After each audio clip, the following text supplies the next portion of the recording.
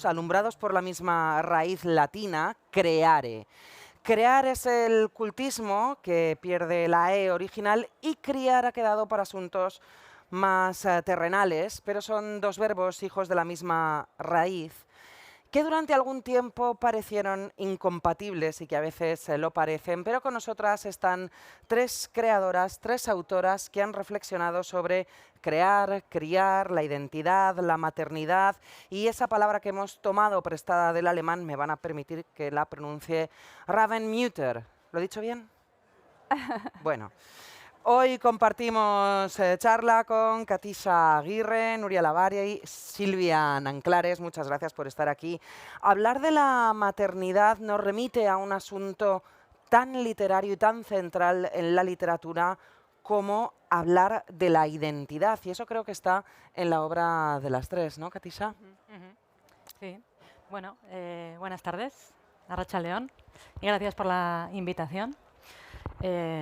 Por invitarme una vez más a reflexionar sobre ese verbo, que es uno en realidad, como muy bien has explicado, y que a mí me dio la excusa, me dio la puerta para escribir una novela que se llamaba Las madres no, y que efectivamente tenía la identidad de madre, es decir, qué pasa cuando te conviertes en madre, qué pasa con tus yoes anteriores, cómo integrar de alguna manera esa gran etiqueta que nos aplasta muchas veces, que es la etiqueta de madre.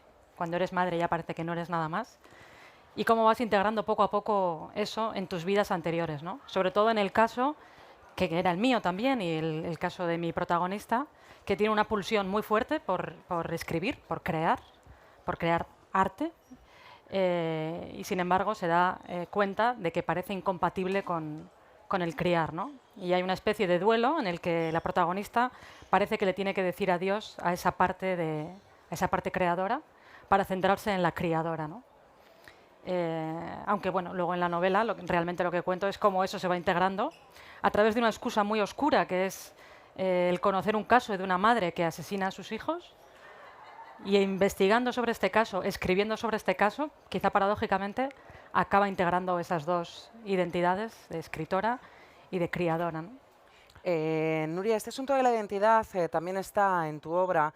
En el último Hombre Blanco me gusta mucho cómo exploras ese asunto de la identidad y cómo te metes en esa trampa que es a veces el mimetismo o la asimilación de los modelos masculinos para los modelos femeninos, y cómo a veces nos hemos creído que para triunfar tenemos que ser como ellos porque no hay otra opción. Y eso tiene que ver también con nuestra identidad. Sí, eso, bueno, buenas tardes a todas y a todos. Eso tiene que ver con la asimilación de nuestra identidad, pero fíjate, también tiene que ver con el lugar que la maternidad ha ocupado en la historia de la literatura, ¿no? Curiosamente, hasta casi este siglo no ha sido uno de los grandes temas. La muerte sí lo ha sido, el amor sí lo ha sido, la guerra sabemos que sí lo ha sido. Pero la maternidad, en tanto que tema quizá femenino, estaba fuera de la agenda. No es que las mujeres no hayan estado escribiendo a lo largo de toda la historia, pero sí que la agenda de la escritura o los grandes temas eran temas que elegían los hombres. Y curiosamente, un tema tan raíz y tan absolutamente brutal como es la maternidad y tan cercano a la muerte, ¿no? Es como si no se hubiera cerrado el círculo, no hay comparación de si ponemos en una balanza la obra que toca la muerte y la obra que toca la maternidad o la creación de la vida, pues sabemos todos los que estamos aquí, todas, cómo sería, ¿no?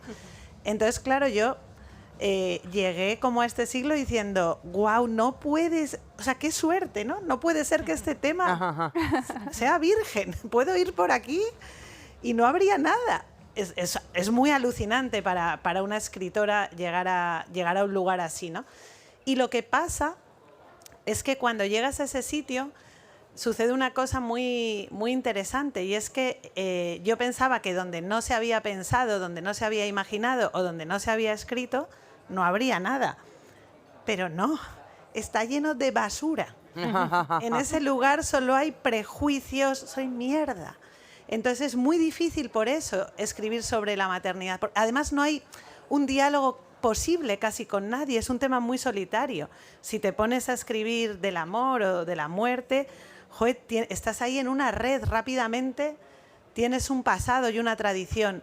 Aquí estás sola entre prejuicios, entre todo lo que se convierte en una prisión mental y no debería nunca acompañarte. Pues eso es lo que llevamos encima antes de criar. No es la angustia de las influencias, sino que es más bien la angustia de los prejuicios. Y además, Silvia, es muy interesante porque en tu novela, ¿Quién quiere ser madre?, exploras también ese otro capítulo en el que tu identidad se ve definida no solo por la maternidad, sino por cómo consigues satisfacer ese deseo de la maternidad. Es decir, que nos define cuando somos madres, pero también cuando no lo somos. Claro, yo partí de la puerta de atrás del vertedero. O sea, detrás de ese vertedero cultural todavía había otra puerta que era el personaje que yo construí a través de un yo literario autobiográfico en mi novela, que era el de la mujer, el de la persona que desea compulsivamente ser madre y no lo consigue. O sea, que además yo partía de una identidad en crisis, ¿no? De una identidad en ese binomio que todavía está vigente hoy día entre mujer y madre, yo partía del fracaso, ¿no?, de esa identidad. Entonces, bueno, fue exponerme o rebuscar en ese vertedero y realmente encontrar también un páramo. O sea, no encontraba relatos de deseo, ¿no? Y bueno, en mi caso concreto, por ser mujer siglo XXI, pues tuve que hablar de la reproducción asistida, lógicamente, que es como esa vía, ¿no? Cuando se presenta ese fracaso, con muchas comillas, aparece la reproducción asistida, que no solo da la posibilidad de ser madre a mujeres, sino está dando la posibilidad de ser familias a muchas otras personas, ¿no? Y familias diversas. O sea que, bueno, en el vertedero también había grietas de luz, ¿no? Que también está bien explorar. Siempre hay grietas por donde entra la luz. Sí. Nuria mencionaba ese silencio y me acordaba, Katisa, en el libro, en Las madres no, dices, las madres no escriben, siempre han sido escritas y además siempre han sido escritas con estos clichés que mencionaba Nuria. Claro, esto tenía que ser conjurado también desde esa primera persona donde abordas, por ejemplo, este texto, ¿no? Sí, bueno, la elección de la primera persona ahora ya me está resultando un poco conflictiva a mí misma. De hecho, mi última novela, que está a punto de salir en castellano, la he escrito en tercera persona a propósito. Di el título, por favor, para que quede Sí, en castellano constancia. se llamará de nuevo Centauro. Berriz Centauro en euskera, que es la lengua original en la que está escrita. Bueno, mi problema con la primera persona es el hecho de que todo el rato me identifiquen a mí con esa persona y en no poder escaparte, ¿no?, de ti misma. Yo si escribo es para escaparme un poco de mí misma, ¿no? Yo estoy aburrida de mirarme en el espejo y ver que siempre soy yo. Esto me pasa desde pequeña, vamos. Es como, ¿yo otra vez? Sí. Entonces, para mí una de las razones por las que escribo es para escaparme de mí misma, ¿no? Pero es verdad que en este caso, para hablar de la maternidad, algo que me tocaba tan en el centro, sí escogí la primera persona, aunque eso no quiere decir que en esa primera persona yo encapsulara mi experiencia. Esa primera persona me abro, dejo algunas cosas mías y dejo entrar otras cosas de otras personas, ¿no? Pero veo que hay una insistencia por parte de la gente alrededor de siempre identificarte, ¿no? Y de gente que se sorprende de que, por ejemplo, pues yo tenga una hija en lugar del hijo que sale en la novela, o de que mi propio editor holandés que me dijo, has estado en Lanzarote viendo a tu madre que vive allí. Yo, no, esa era mi novela, no, mi madre vive en Vitoria-Gasteiz. Y bueno, entonces, como experimento, me he pasado a la tercera persona en esta última novela, con lo cual no quiero decir que esté menos identificada con esa historia tampoco, ¿eh? Ha sido un poco un ejercicio de ver qué ocurre, de ver si consigo poner esa distancia, aunque sea tan mía como la otra. Me gustaría hablar sobre el estilo, porque, claro, ¿Quién quiere ser madre? Y El último hombre blanco son dos narrativas que vienen preñadas, si me permitís el verbo, de ensayo. Nuria, tú ya habías experimentado con este ir y venir entre el ensayo y la narrativa, cosa que es tremendamente placentera, además para todos los lectores de Nuria Lavari, pero creo que aquí lo refinas de una manera que es muy notable. Sí, bueno, en este libro trato la maternidad, pero más aún en La mejor madre del mundo, que es mi novela anterior, y sí sucede que por esto que decía antes, hace falta cuando hablas de maternidad, no sé si tirar de ensayo, pero sí tirar no solo de la legitimidad de la experiencia, sino de una legitimidad que da del conocimiento, de la más tradicional, ¿no? Yo creo que todo el siglo XX, los autores, porque casi siempre eran autores que a mí me gustaban, escribían porque sabían.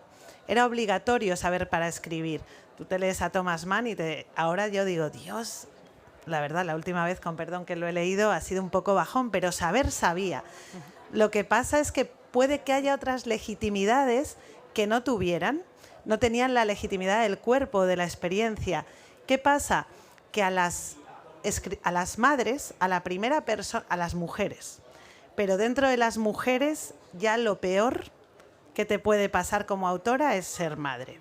Eso es como una especie ya de caída total a los infiernos. Y las madres, en tanto escritoras incluso, porque las escritoras se libran de cierto prejuicio de lo femenino, pero toda la literatura de maternidad, las revistas de maternidad, tratan directamente a las mujeres como estúpidas, profundas, y todo es en diminutivo, potito, culito, pañalito. Es un género increíble, o sea, se dirigen a nosotras como exactamente igual que en los panfletos de las muñecas con las que jugábamos de pequeña. Pues tú tienes 40 años, vas a tener un hijo y bueno, y te sigues encontrando con eso. E incluso cuando iba en muchas mesas de... No en esta, que es maravillosa, debo decir. He acabado en algunas charlas, incluso literarias, hablando de... Bueno, y el reparto de las tareas. Entonces hace falta, o yo necesitaba meter a esa parte de la experiencia que creo que supera la de, aunque sea torpemente, pero desde el punto de vista conceptual, la ambición de los autores más listos del siglo XX, creo que meterles el cuerpo y meter la experiencia era imprescindible, pero claro, con las ideas también, ¿no? Para justamente reivindicar ese diálogo de conocimiento con la historia de la humanidad casi, porque es como si la maternidad fuera solo de unas señoras que están en unas cocinas o algo así, es una cosa muy rara. Entonces, creo que esta literatura, la que tenemos por aquí, intenta que eso no sea así, ¿no? Silvia, hablábamos de lo que tiene de ensayo vuestra obra. De hecho, ¿Quién quiere ser madre? Iba a ser un ensayo en principio. Sí, nació como ¿Y cómo un se ensayo. produce el cambio? Sí, bueno, pues por una razón muy que tiene que ver con la Feria de Frankfurt, pues mi editora se convirtió en agente. Un saludo desde aquí a Mónica Carmona. Y entonces es verdad que esta historia nació para una colección de de ensayo político, que bueno, creo que es un género como que de 2011 aquí ha vivido como un estallido, ¿no?, en nuestras letras, y ella estaba montando una colección de ensayo y me pidió, claro, en cuanto le conté que estaba intentando quedarme embarazada, reproducción asistida, pues sus ojos de editora saltaron y entonces empecé a escribir, pero cuando, por vicisitudes suyas, cambió de rol, me dijo, mira, tiramillas, lánzate hacia donde te pida el texto. Y a mí el texto, yo venía de la escritura autobiográfica, me pidió dar ese salto, ¿no? Pero es verdad que sí quedó el pozo de la investigación, ¿no? También por una cuestión metodológica mía, ¿no? Bueno, yo soy feminista y entonces esta cosa del conocimiento situado, ¿no? De yo hablo desde mí, o sea, desde quien soy hoy, mujer blanca, heterosexual, privilegiada, con papeles, y esto es lo que te voy a contar, ¿no? Entonces, claro, ahí la novela es un campo fantástico para no sentar cátedra, ¿no? Para poder contar desde este yo vulnerable en el que yo además me encontraba de quiero ser madre y no puedo, ¿no? Entonces, bueno, pues fue como un campo de libertad en ese sentido, ¿no? De conocimiento, como decía Nuria. Nuria hablaba hace un momento de esa infantilización del lenguaje, y el lenguaje No sé si construye el mundo y esperemos que también pueda cambiarlo. Y creo que en la obra de las tres hay algo también muy interesante que tiene que ver con esto que mencionaba Nuria y con la hipocresía, ¿no? Y con todo eso que nos cuentan que no es verdad y en las madres no se ve, ¿no? Que además se define por lo que no se supone que hacen las madres, lo que no son las madres, lo que no pueden ser las madres en ningún momento. O sea, la hipocresía también era importante a la hora de desmantelarla en vuestra obra, ¿no? Sí, claro. Es que realmente el impulso para escribir que yo tuve fue el encontrarme con la experiencia de la maternidad y que fuera una total sorpresa, ¿no? Después de haber escuchado mucho, de haberme interesado mucho por el tema. Sin embargo, hay cosas que nadie te las ha explicado, ¿no? Y muchas veces tiene que ver bueno, en general, porque pasa, porque nuestro conocimiento y nuestra comunicación se vuelve muy, muy en blanco y negro. Cada vez somos menos sensibles a lo ambiguo, a lo gris. Y sobre todo cuando tiene que ver con identidades fuertes, ¿no? Antes se ha mencionado en otra de las charlas también, que parece que no se pueden tocar, ¿no? Si tú eres tal, que nadie te toque eso. Si tú eres una madre entregada, nadie te diga nada. O si se construye la figura de la mala madre, esa mala madre es malísima, no la queremos para nada, ¿no? Parece que no hay espacio para lo que ocurre en realidad, que es que no hay ni madres perfectas, virginales, como la Virgen María, ni madres horribles. Bueno, madres horribles sí puede que haya, pero quizá no tantas como pensamos, ¿no? O no por las razones que solemos pensar. Entonces, este terreno de la ambigüedad, de la ambivalencia, creo que es el terreno fértil para una narración interesante, ¿no? Y que nos abre a puertas, que es lo que debería hacer la literatura, el arte en general, ¿no? No darnos certezas, pero sí abrirnos puertas por donde empezar a ver las cosas de una manera diferente, ¿no? Entonces, Claro, estamos bien. ¿Estás bien? Sí, pequeño ataque de tos. Seguid. ¿Estamos bien de agua y de todo?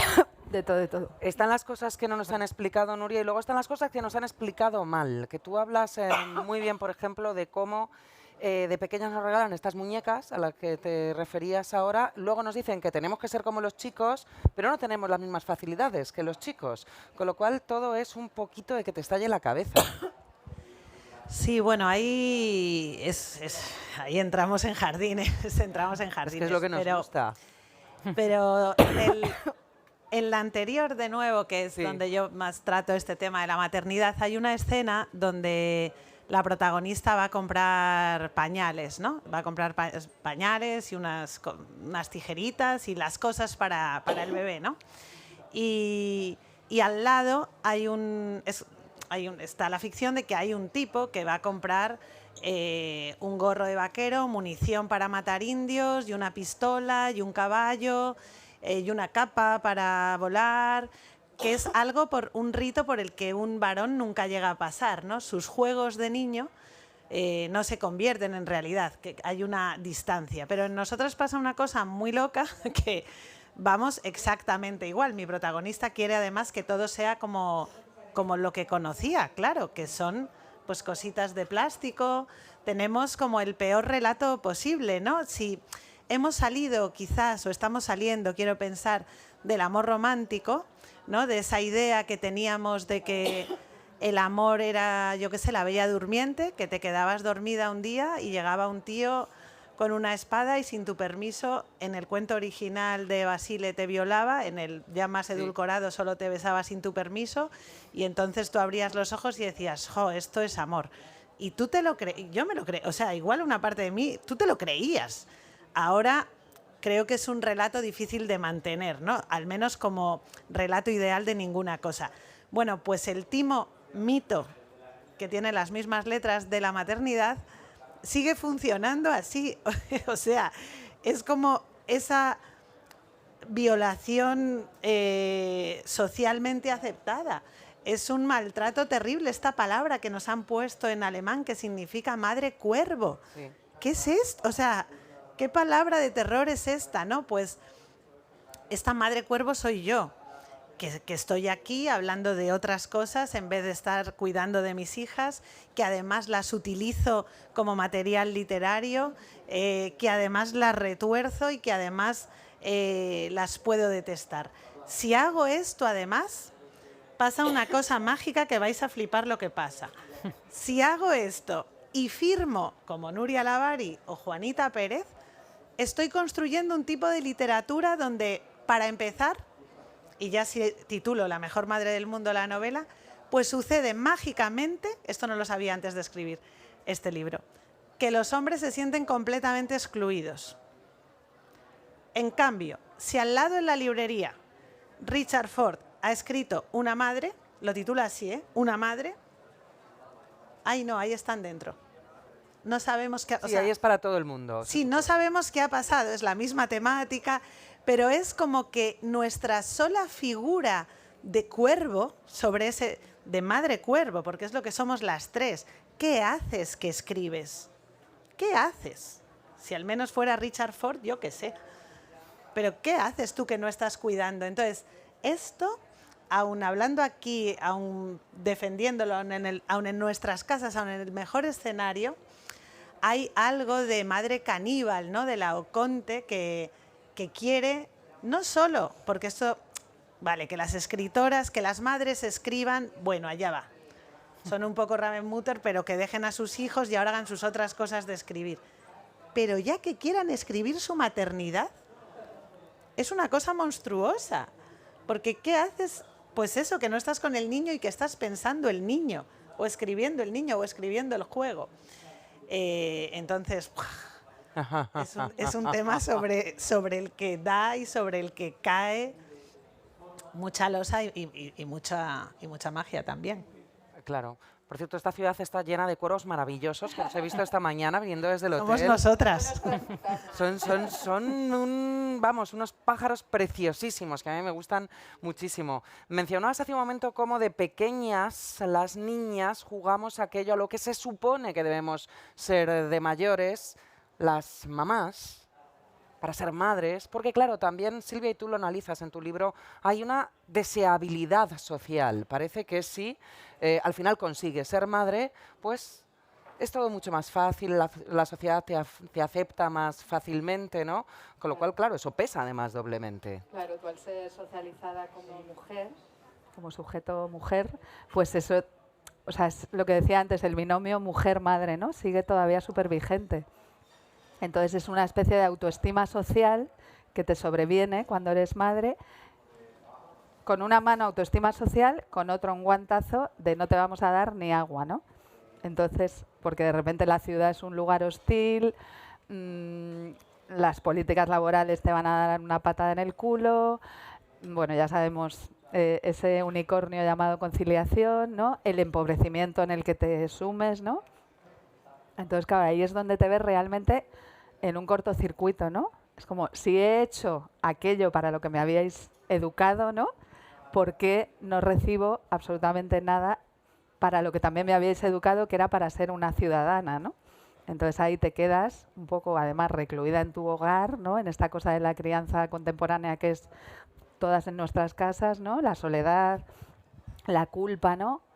Pero bueno, eso también como escritoras es un caramelo. O sea, que tenemos esa especie de salida. ¿no? Sí, de como salida. Claro, de pronto he tenido la urgencia de decir una cosa importante, que fruto de no pensar la maternidad, creo que ha quedado como un terreno muy, muy acotado para las mujeres que tenemos hijos. Pero la maternidad no es esto. Creo que todas y todos, diría, somos madres. Por supuesto pueden ser madres mujeres que no han tenido hijos y no me refiero necesariamente a que adopten otros hijos ni críen a otros. No, me refiero que pensar la maternidad o habitar la maternidad es pensar directamente el mundo en que vivimos. ¿Quién va a cuidar de los pequeños? ¿Qué es esto que introducía Silvia? ¿Quién cuidará de los mayores? ¿Cómo somos ante los otros? Se ha llevado tanto a un espacio doméstico que su sentido humano se ha perdido entre esos pañalitos y las ropitas. Tanto que parece además que haya una raya entre madres y no madres que no existe. No está así. Como lugar de pensamiento, digamos, madres somos todas, incluyendo además ahí a todos los que se atrevan a pensar ese abismo, que al final es el abismo de dar vida, o sea, es la creación más absoluta a otro ser humano, ¿no? Y cómo nos colocamos frente a eso, qué vamos a hacer con eso, no es una carga que podamos llevar solas, Claro. nosotras tres, sino algo que solo podemos pensar juntas y juntos, ¿no? Sí, Bueno, pensaba exactamente lo mismo esta mañana cuando he estado en la charla sobre poesía con 4 magníficos poetas aquí sentados, donde ahora estamos. Se les ha invitado a leer un texto a cada uno y los 4, no sé si os habéis fijado, han leído sobre la maternidad, sobre Claro. sus hijos, en 2 casos sobre hijos que existen y en los otros 2 casos hijos solo imaginados, ¿no? Hijos que no están, si no es en la imaginación, ¿no? Y creo que es un síntoma de que quizá está cambiando y de que quizá pensar en la maternidad ya no es pensar en mi cuerpo, mi tal, mi casa, mis cositas con diminutivos, ¿no? Sino que ya podemos empezar a poner el foco quizá en quienes más lo necesitan, que son las criaturas, ¿no? Las criaturas son quienes necesitan de nuestro cuidado, de nuestro pensamiento, de nuestra imaginación para poder avanzar hacia el futuro, hacia un mundo que queremos que sea mejor. Todos queremos que sea mejor el mundo, ¿no? A mí me ha esperanzado mucho ese final de charla porque realmente creo que nosotras, que hemos podido ser, vamos a poner muchas comillas, pioneras Sí, en sí. esta cuestión Sin de poner... comillas. ¿no? Pioneras. Y sin Venga, coño, comillas, pioneras. con mayúsculas, por favor. Sacando estos temas un poco de ese lugar que decíamos antes, ¿no? De esa trastienda. Y quiero pensar que ahora el tema lo que ha hecho es como permear, ¿no? Y que ya no tienes que igual ni siquiera titular tu libro, como en nuestro caso, que aparece la palabra madre en nuestras 3 novelas, sino que eso ya por fin ha tomado la carta de realidad de gran tema humano y puede ser realmente contado por cualquiera, ¿no? Tengo una pregunta. Bueno, yo la lanzo y tú contesta la pregunta o no. Es verdad que el tema ha permeado, que puede ser contado por cualquiera, pero ¿os da la sensación que algunos hombres se han apuntado a la necesidad de escribir este tema que vosotras habéis abierto como pioneras, que yo lo digo con todas las letras, para apuntarse al éxito del asunto, aunque antes no lo hubieran visto y no le hubieran dado ningún crédito? No, yo no creo que haya ningún hombre así ¿Seguro? en ninguna parte. ¿No crees que alguno se ha Pero- apuntado a la No, paternidad a mí me cookie? joda que se escriban libros en los puerperios, que digo, ¿pero dónde coño sacan el tiempo? Pero sí quiero decir, bueno, de eso ahora te contesto sin... Pero bueno, sí quería decir una cosa. Mira, yo de mira que esto- brillan los ojos, que así brillan, como... así, Y así incluso en el colmillo. branquita y de Me ha colmillo. encantado. Pero hay una cosa que creo es más importante que esa, que es como la imagen, a mí este tema, como veis, me obsesiona un poco, mental del mundo. Entonces, el hecho de que ellos tuvieran la palabra, de que la maternidad estuviera tan fuera de la literatura, hacía que nosotros imagináramos la vida como una línea, con un principio y un fin. Y eso hay que reescribirlo, porque no solo es cómo cuidamos a esos niños, sino también cómo nos relacionamos con las personas que son más mayores. Nosotras somos pioneras, o parte de, al menos, de un intento de dibujar un círculo. Y eso ya no tiene que ver con mi libro, con el suyo, con el del otro que viene y intenta ver si aquí hay un nicho de mercado. Lo que hay es otra forma de imaginar el mundo. Y ahí sí creo que el mundo es como lo imaginamos, ¿no? Y en eso, cuando una ha imaginado, ha doblegado esa recta, o sea, cuando te pones casi como un titán a intentar hacer que esa recta curve, porque puede curvar, entonces, joder, sí, estás cambiando el mundo. Y habrá otros que pues fenomenal. Yo, si se suman o no, me da igual. Pero lo que creo es que, más allá de cada libro en particular, sí había una imagen ultramasculina de progreso y de flecha y de sentido lineal de la vida que era descorazonadora. O sea, morirse así, pero que sea... Uy, tenemos otro. Claro, hay algún hombre ahí. No, no, no. Andreas, el micro, por Yo favor. también, por No, dice romper que un está poco bien. por romper un poco el binarismo, yo creo que también estos relatos de maternidad y esa idea de poder contar lo madre, ¿no? No solo las madres, también nos está abriendo el relato a un montón de maternidades Claro. y tipos de familia que no pasan por mamá, papá, ¿no? Entonces, creo que ahí se está abriendo también un campo de identidades nuevas que se están realmente inventando nuevas vidas, ¿no? Nuevas familias y que, por favor, quiero escuchar esas historias también, ¿no? Catisa, en tu libro tú hablas de autoras como Silvia Plath, como Doris Lessing, aparece Medea, grandísimo, personaje, no vamos a ponernos a juzgar. Pero no sé si hay tantos referentes en la literatura española, esto de lo que veníamos hablando antes. Acabamos de tener una mesa con 3 escritoras, hemos dicho de una edad, y así lo dejamos. No sé si hay tantos referentes y si esto es más difícil.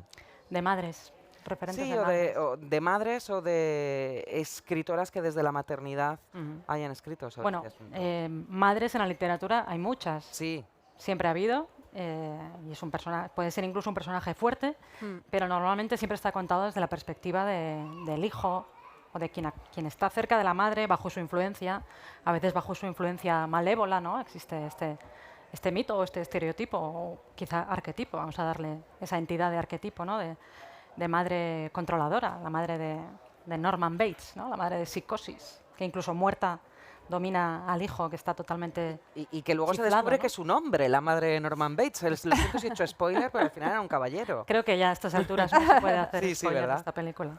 Bueno, quiero decir que eso sí, siempre ha existido, ¿no? Ha faltado, tampoco voy a decir que ha faltado la madre como personaje principal, como contadora, pero ha habido muy pocas, poquísimas, ¿no? Siempre es la visión desde fuera, desde lo que debería ser, y eso siempre debería ser, siempre es esa etiqueta a la que hacía antes referencia, ¿no? Esa etiqueta que te constriñe, que te limita y que no se corresponde con la realidad para nada, ¿no? De todas formas, si haces un recorrido serio de la literatura, siempre vas a encontrar pues esas grietas por donde se ha colado la luz, ¿no? Y siempre vas a ver que ha habido mujeres que han conseguido escribirse, en tanto madres, y que lo han colado, a veces no siempre de manera explícita, ¿no? Como lo hemos hecho nosotras, de manera explícita, también como apuesta incluso política, ¿no? De poner madres, de poner todo eso que huele a leche, ponerlo en la portada sin avergonzarnos de ello, ¿no? Muchas mujeres anteriormente, a través de generaciones, lo han estado haciendo de una manera quizá más civilina para querer entrar Claro. en ese mundo que les estaba vedado, ¿no? Claro, yo creo que igual también veníamos de que las mujeres necesitaban reivindicarse como no madres. O sea, por ejemplo, Rosa Montero, que ha estado aquí, para mí es la madre de las no madres, ¿no? Y para mí fue una escritora que en su día dijo, yo es que no soy madre ni lo voy a ser porque no quiero ni he querido nunca. O sea, eso era súper rompedor en ese momento, ¿no?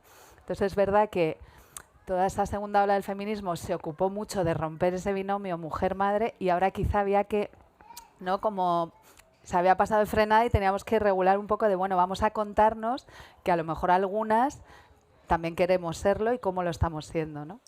Y además, yo es que creo que este siglo XXI se están escribiendo las primeras madres del mundo, no unas cualquiera. La reproducción no es hoy, o sea, hay cosas que no han estado escritas porque no eran posibles. Claro. Y como decía al principio, lo que no pensamos se llena de prejuicios, de lugares a veces poco éticos, a veces se llena de mercado. Y hoy la maternidad es muy otra que hace simplemente 50 años. Hoy ya no sabemos qué es lo que te hace, no sabemos o no lo tenemos súper claro, qué es lo que te hace ser hijo de una mujer o de un hombre, qué contrato hay que firmar, cuándo un hijo es mío porque lo tengo o es mío porque lo tiene otra mujer o es mío porque otra mujer me da el óvulo o es mío porque hay una granja. Todo esto y qué herencia tienen y qué derechos humanos y genéticos tienen esos que nacen para saber, por ejemplo, de dónde vienen, que son unos derechos, por ejemplo, distintos en Alemania que en España. Si yo nazco... ¿Qué es la identidad? Claro. ¿En el ADN O- y qué relatos se establece entre esos padres y que esos hijos. todo esto no podía estar escrito porque simplemente no era posible. Entonces, para mí es un tema sobre el que hay algunos libros y cuento solo a partir de este siglo, puesto que otras cosas eran ciencia ficción y del que necesitamos muchísimos más. O sea, necesitamos que esto se piense desde muchos ángulos, desde muchas experiencias, desde legitimidades distintas, porque en realidad vivimos eso, una especie de primera maternidad mundial, tantos siglos sobre la Tierra después, ¿no? Entre estas cosas que hay que repensar, Silvia, tú hablabas hace un momento de cómo quien quiere ser madre cuenta esta experiencia de la reproducción asistida. A lo mejor en el otro lado también hay una novela, ¿no? En las mujeres que donan sus Por óvulos. supuesto, ojalá se escriban. Claro, de todo el mercado reproductivo, cada cual podríamos escribir una novela, ¿no? Y todas estas cuestiones éticas, filosóficas, ¿no? Que plantean estas nuevas maternidades, paternidades, ¿no? Yo, por ejemplo, mi segunda novela que estoy terminando ahora va sobre el conflicto que a mí me ha supuesto ser madre por ovodonación, ¿no? Porque, claro, ahí es qué funda nuestro vínculo, ¿no? Como Claro. madre e hijo. ¿Qué es una célula? ¿Qué contiene? ¿Dónde está el origen de una persona? Y creo que ese conflicto realmente también puede trascender la casuística de madre e hijo, ¿no? O sea, que realmente ese fetiche del ADN, ¿no? Que además se cruza con los mercados reproductivos. O sea, ahí hay un mondongo que, por favor, el día que salga, recogedme con pinzas y no me juzguéis. El día que salga, compráis el libro. Por favor. Por favor, compráis el Que libro. estoy sudando. Me encanta porque ella se va a hacer la serie. La Al trilogía. ¿no? Hombre, Que vayas a hacer, No, pero- guau, no hay jardín que no. no, que deje sin tocar. No, os habéis dado cuenta que tenemos aquí unos jardines maravillosos. Y ya que habéis hablado del vínculo, Katisa, lo hemos comentado al principio, como en Las Madres No, tú exploras esta doble figura de la, bueno, pues de la madre que lo está haciendo y la antimadre, porque claro, tampoco tiene por qué estar siempre el amor y está ese tabú máximo que es la madre que asesina a su hijo. Sí, el infanticidio, ¿no? Que nos parece lo más impensable de una madre, que hace lo contrario a lo que se supone que tiene que hacer una madre, y que sin embargo la protagonista del libro, que no es la infanticida, sino alguien que está siguiendo el caso muy de cerca, que intenta entenderlo, casi llega a la conclusión de que, bueno, de que no está tan lejos esa raya que puedes pasar en un momento, que es la raya que separa quizá la cordura de la locura, o el amor y la violencia, y que quizá ella, en unas circunstancias diferentes a las que ha tenido, también podría haberlo hecho, ¿no? A mí esto cuando escogí el tema del infanticidio no es porque yo tuviera un especial apego por la idea de matar niños, ¿no? Esto siempre me gusta subrayarlo. No me gusta la idea de matar O niños. sea, se creen que No tu es madre una vive en asesina de Lanzarote. niños, por favor. Se creen que tu madre vive en Lanzarote y que tú... Por si acaso, yo cierta lo digo inclinación. siempre. Matar Bien. niños, mal. Nunca, Mal. nunca hay que hacer. Blog. Eso es. No lo No hagáis, hay por niños favor. en la sala, pero si quieren entrar pueden hacerlo. favor, van a estar amamos. seguros. No hay ningún Aunque esté peligro. Katisa. Bueno, ahora ya se me ha olvidado qué iba a decir con esta tontería. No, que cuando No, elegiste sí. el infantil. Era una Claro. especie para mí como de excusa, ¿no? Era como casi una excusa sensacionalista, y lo digo sin avergonzarme, ¿no? Un anzuelo que yo Pretexto. lanzaba para empezar fuerte, empezar con este shock. Hombre, es que además de la Y- primera Claro. escena. Sí, es que- no hay spoiler porque empieza ya, No, los no. niños ya están muertos, ¿no? Y para mí era simplemente eso. Me puse a investigar sobre el tema del infanticidio y vi que era una cosa muy común, pero muy común, que había ocurrido y seguía ocurriendo y sigue ocurriendo habitualmente. Y no es de extrañar por muchas razones. Muchas, por ejemplo, la consideración social del niño como producto de los padres, como una posesión de los padres, ¿no? Es mi posesión, yo hago con esta persona lo que quiero. Y esto las leyes lo han respaldado en diferentes periodos históricos, ¿no? Por ejemplo, en tiempos de los romanos, el pater familias decidía lo quiero, no lo quiero, lo desecho, no lo desecho. Bueno, en Esparta, qué decir, y a través, bueno, y hoy en día en países donde, por ejemplo, a las niñas no las quieren y hacen esto, ¿no? Y leyendo el libro de Adrienne Rich, Of Woman Born, Nacemos de Mujer, que fue un libro pionero en su momento, ¿no? En los años 70, vi que el último capítulo de ese libro dedicado a la maternidad estaba dedicado al infanticidio. Es un libro como unos Total. 7, 8 capítulos, y uno de ellos entero La está dedicado violencia. al infanticidio, ¿no? Al infanticidio en el momento actual, además, que ella lo escribía, Ajá. no a una historia del infanticidio, ¿no? Entonces dije, no, el infanticidio realmente es la cara B de la maternidad, que siempre está ahí. Esa tensión que siempre está ahí y que incluso yo creo que casi cualquier madre te puede reconocer en un momento dado de Totalmente. sentir ese poder. A mí en clubs de lectura me han contado de todo, de todo. No lo voy a contar aquí todo Sí, por sí. esto del confidencialidad, el secreto de confesión, ¿no? Pero bueno, esta idea de, es que yo hago con este niño así, lo tiro por el balcón y ya está. Este niño está totalmente en mis manos, ¿no? Es un Totalmente. poder tan grande que lleva en sí mismo también el poder de la destrucción más absoluta y más fácil. Siempre está esa imagen del balcón, que no sé qué tiene, pero es poderosísima. Yo que estoy un poco cucú, a Yo mí- que estoy un Todas poco estamos. no yo sé, que- pero No, lo notaba cuando tenía. Yo, si pasaba por un balcón con mis bebés, me alejaba y agarraba fuerte porque pensaba, esto es cuando. O sea, hay una imagen que tú la ves. Creo que no hay madre que no se haya visto lanzando Totalmente. a su hijo al vacío. O sea, creo que es como. No sé. Fundacional. Pero sin llegar a la imagen del balcón, o sea, la violencia, que también lo analiza en ese capítulo, o sea, la violencia que tú puedes ejercer sobre una criatura. O sea, ese abismo de poder, o sea, realmente es una relación de dominación.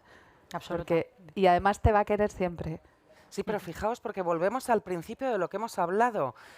Como decís, esta es una imagen que se reproduce en las cabezas de las madres, pero que luego no se representa en la tabú, es un tabú. literatura. Luego no la vemos en el relato y luego cuando la vemos, como por ejemplo en el libro de Katisa, lo vemos con gran escándalo y es como de ¡ay, un infanticidio! ¡Ay, un tabú! ¡Ay, que parece que solo puede aparecer en una novela negra y en muy determinadas circunstancias, ¿no? Con lo cual es todo eso que tiene que ver con lo que pensamos las mujeres, con la maternidad y que no está reflejado en las páginas de los libros, porque no lo reflejamos nosotras, ¿no? Sí, incluso en el caso de Medea, que es como la gran Claro. infanticida que viene desde los tiempos griegos, ¿no? Que es una historia que ya tiene miles de años, realmente Medea mata a sus hijos cuando ya son mayores como venganza al padre que la abandona, ¿no? Y sabemos que eso, las madres, no son precisamente las madres quienes hacen esto, ¿no? Total, Matar a ¿eh? los hijos como venganza porque se ha roto el matrimonio, porque te han dejado, porque... Esto lo hacen los padres, y esto hay que decirlo así. Una Sí, madre, sí, la violencia vicaria es la eso. violencia vicaria y es al la del revés. padre, exacto. Pero debo decir que el haber expulsado estos tabúes durante tanto tiempo, que Medea, bueno, pues lo respetaba un poco más, ha hecho que se suponga que la relación, o que nosotras pensemos, o que se crea, o que exista el mito de que la relación de las madres con sus hijos es absolutamente apolínea, vamos a decir, y blanca, y transparente, y preciosa, y sin conflicto. Y este tipo de relaciones sí que son historias de terror. Ese es el problema, que esa madre perfecta es la madre de psicosis. Porque esa ambivalencia que tenemos que habitar como humanos, madres, hijos y demás, es absolutamente necesaria para no caer en los monstruos. Y una madre monstruosa es esa madre que siempre está bien, que tiene ese deber ser, que imagina que la relación con su hijo no tiene fisuras ni esquinas, que su niña o niño es perfecto. Bueno, estamos, creo que además, y que tiene que comer no sé cuántos y que le dará la mejor avena y que además lo cargará con un portabebés especial y la almohada para el cráneo y además escuchará Mozart desde pequeño para relajarse. chino. No hablo de nada que no sea una madre convencional, ¿eh? No he llegado todavía a ninguna rareza. Y que por supuesto vaya a una guardería bilingüe, pero que además Montessori. cuando crezca, y Montessori y un poco de Suzuki con el primer instrumento. Y es una creación tan horrible. O sea, esto es como esto es la violencia pura, creer esto es mío y lo voy a hacer yo A mi y lo voy a imagen y hacer de semejanza. puta madre. O sea, Miguel Ángel, el David, una mierda al lado de lo que va a ser mi hija cuando acabe yo con ella. Claro. Acabe con ella. Literalmente. Esto es literal, esto es muerte. Entonces, cuando ella simbólicamente, que dices, ¿y por qué recupera esta violencia? Por los niños. Lo hace por mis hijas, lo hace por el bien de todos, porque estamos de verdad, en un lugar de locura social respecto a este tema, que hace falta muchísima literatura para cambiar ese espacio simbólico y para poder dejar a los niños vivir en paz. Cosa que no estamos haciendo, ya digo. Y para poder hacer ese círculo y dejar más en paz a los niños y a lo mejor cuidar algo más a los mayores y ser como humanos completos. Pero esta cosa que han hecho sobre las madres es letal para toda la humanidad. Yo a mis hijas casi me las cargo. Y no por escribir el libro. No es lo peor que he hecho por ellas. Para luego contarlo. Puedo No, decir. pero yo Fue también, Suzuki lo yo peor. también echo de menos, joder, leer historias donde haya crianzas gustosas sin que sean edulcoradas, ¿no? También parece que solo nos podemos mover en esos dos polos, ¿no? Como la Rabenmutter o la mala madre, ¿no? O todos los conflictos que tenemos. Coño, pero también hay algo súper tierno en la crianza que a veces siento que se nos está escapando porque narrarlo, como nos da tanto miedo caer en eso, ¿no? En esa cosa edulcorada o de Pigmalión, No, ¿no? yo creo A mí que me encantaría poder contarlo, Sí con todos mis rotos. Pero yo creo que sí lo estamos contando porque es justo en esa brecha, en esa frontera que hay que transitar y que Sí, tiene... pero- no es que Creo que hemos demolido mucho la imagen de la madre, que eso está genial por nuestra parte, Pin, pero el criar esas criaturas, creo que bueno, a mí me gustaría leer más ficciones donde esa crianza fuera gustosa sin moñerías. O sea, como, joder, qué bonito acompañar una infancia, ¿no? Pero es que a mí me da miedo escribir sobre eso porque me siento ya una ñoña integral. Y es solo de menos pensar. sensacionalista que lo de Claro, empezar eso matando es. ya a los hijos. Sí, me parece también una actividad filosófica y humana súper chula, ¿no? Acompañar una vida, ¿no? Bueno, de todas maneras es peor terminar matando a los hijos, porque eso ya no tiene solución, que empezar, como en tu novela. Y vas a decir que he visto que te llevas el micrófono a No, la que, boca. que en La Mejor Madre yo justamente por eso sí dediqué varios capítulos. No quería, claro, que fuera un libro sobre una maternidad arrepentida, que solo he leído uno. Es tan fuerte el mito que parece que no existieran las madres arrepentidas. Hay un libro que se Y que es titula de otro así, país. que es de una socióloga Es israelí, israelí. Lo único que he leído, y es muy curioso que todas esas mujeres son testimonios de un montón de madres con 3, 4 hijos. O sea, a veces es una maternidad arrepentida de ya sé que me he equivocado, pero ya estoy aquí. Pues efectivamente, ya estoy aquí. Pues además somos 4.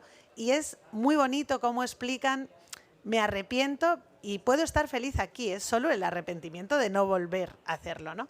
Bueno, todas estas mujeres no dan su nombre. Es tan profundo el tabú que ya prácticamente en esta literatura yoica se da el nombre de todo, pero una madre arrepentida todavía va como en la tele de los 80, como con una raya aquí encima.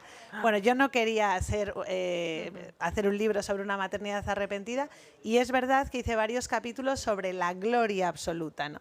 Sobre esa cosa que tiene la maternidad, que tiene también la buena literatura, es la misma ambición de puedo ser gota como individuo y puedo ser océano. Sí, la maternidad te da ser esa ola, es verdad. O sea, hay momentos que no eres esa brizna, eres wow. Y la literatura también, ¿no? Creo que leemos también para eso, por eso están tan unidas. Y además creo que eso no es ñoño. Pues es un reto.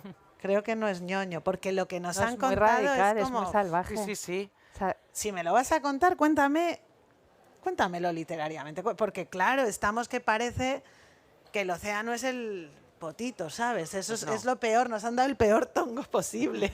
El océano no es el potito. Como una ola he visto surgir la literatura de Tu estas amor 3 llegó a mi vida. magníficas autoras. Como una ola vuestra literatura llegó a nuestra vida. Muchísimas gracias a las bueno, tres. acabar con Rocío Jurado. claro. es lo Acabar mejor. con La más lo grande. mejor del mundo. Sois las 3 las más grandes. Muchas gracias a ustedes también. Gracias, Marta. Gracias.